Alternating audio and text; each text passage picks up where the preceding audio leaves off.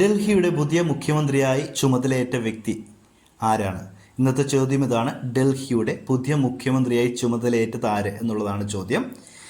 BJP സ്ഥാനാർത്ഥിയായി ജയിച്ച രേഖ ഗുപ്തയാണ് ഡൽഹിയുടെ പുതിയ മുഖ്യമന്ത്രി.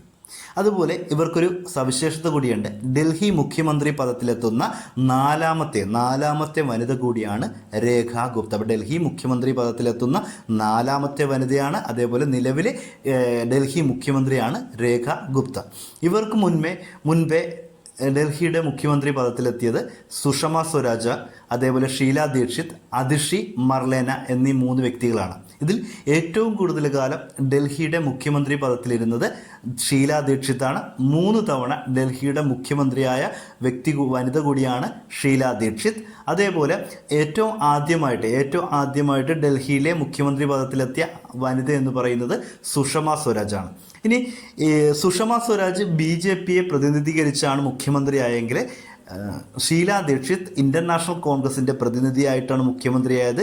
അതിഷി മർലേന മുഖ്യമന്ത്രിയായത് ആം ആദ്മി പാർട്ടിയുടെ പ്രതിനിധിയായിട്ടാണ്.